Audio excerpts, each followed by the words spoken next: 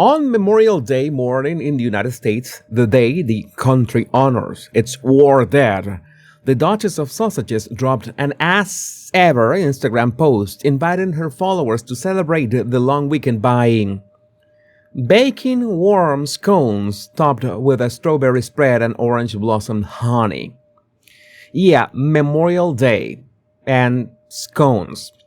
24 hours after the Prince of Wales sat down with the British radio and explained on the record that his grandmother always put the cream on first. So, today we are covering the as ever Memorial Day scone drop of the American comment sections I've been quoting all morning. The Channel 5 documentary that landed as the answer to the Tyndall mockery 24 hours after the Hay Festival tape went viral.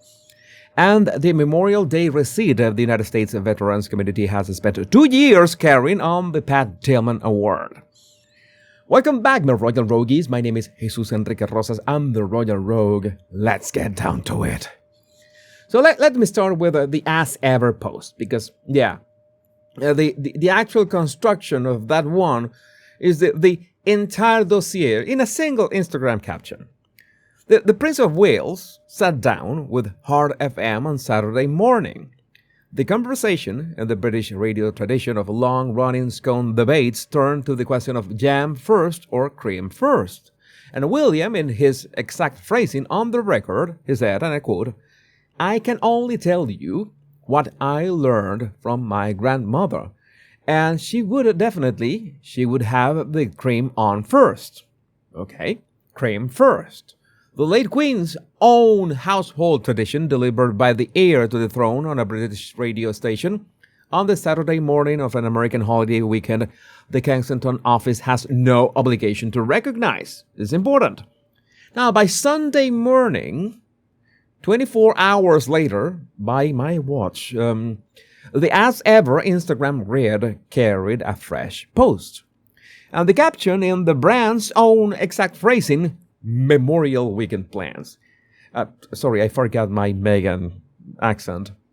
Baking warm scones, topped with our strawberry or raspberry spread, orange blossom honey, and flower sprinkles. The dead flowers, you always need the dead flowers.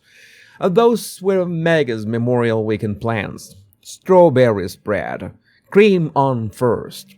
Memorial Day is the working calendar queer Americans set aside to honor the men and women who died in active service of their country. There is a national moment of remembrance at 3 in the afternoon. Flags fly at half-mast until noon. The country does not, in the working language of the observance, bake scones. And GV News carried the morning's representative line from the American comments section. What do scones have to do with the Memorial Day weekend? And the answer, not a thing. A second comment on the same wire ran the line every veteran's family in the country has been quoting since first light. No one in America is eating scones on Memorial Day.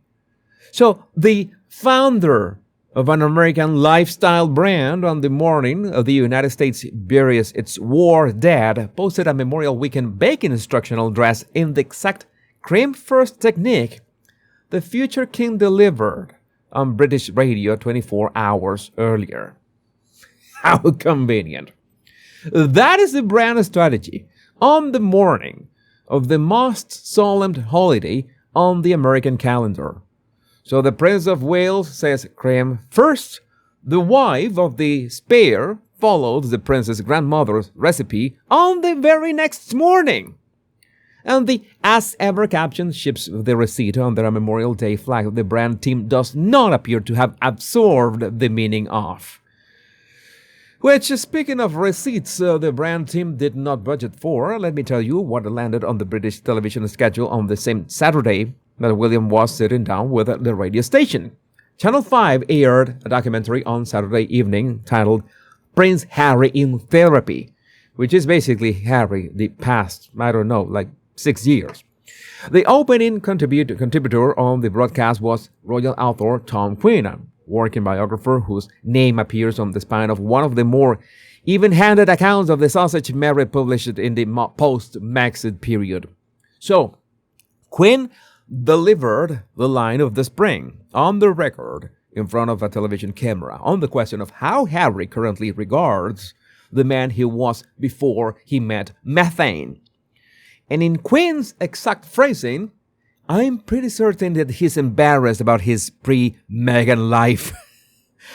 I think Harry would be horrified now if he looked back at times when he was completely a part of this sort of lavish army old Etonian world. According to this author, he would be embarrassed, horrified. But in all cases, Harry should look at his own pictures right now. It's all that I'm saying. But yeah, he would be embarrassed or horrified about the lavish army, the old Etonian world. And Quinn continued on the same broadcast. He wouldn't dream of using a racial slur.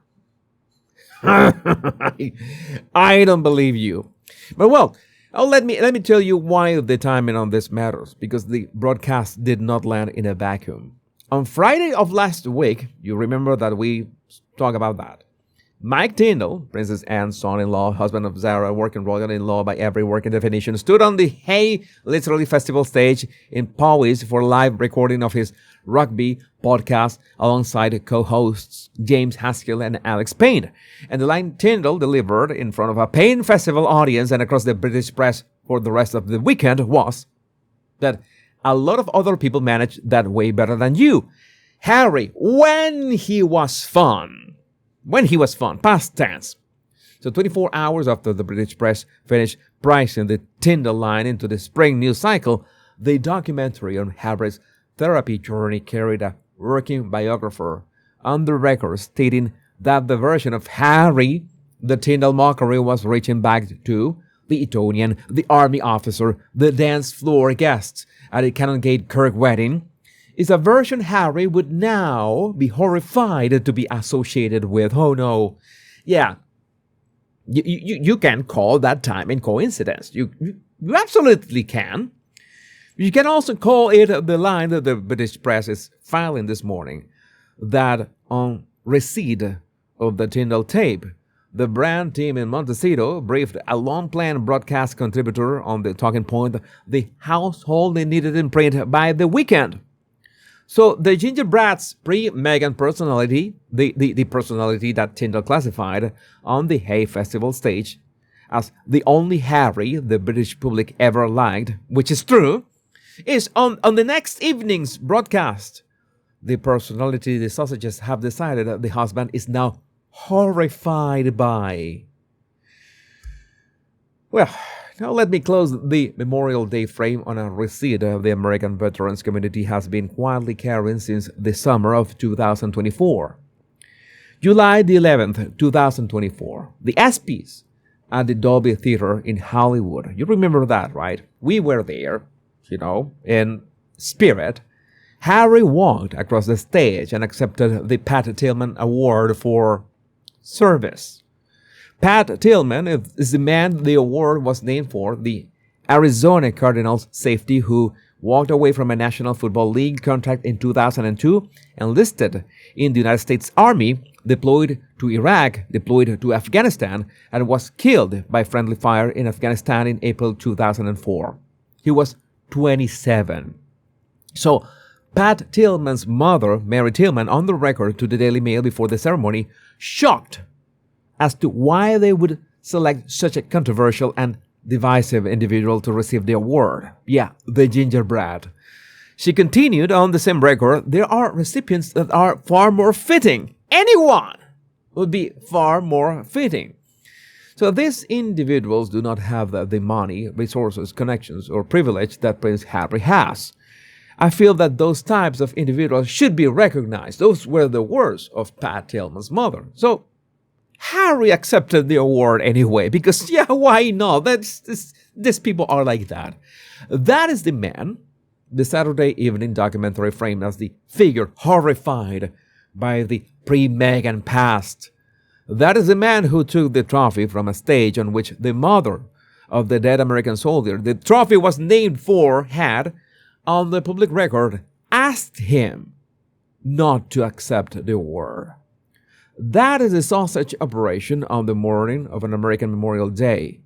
A baking promo for a brand named for a wedding date, an embarrassment defense on a broadcast contributor card, and a trophy in a Montecito display case that the dead soldier's mother said on the record should never have been picked up.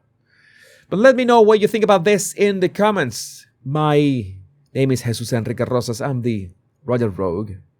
Much love and bliss.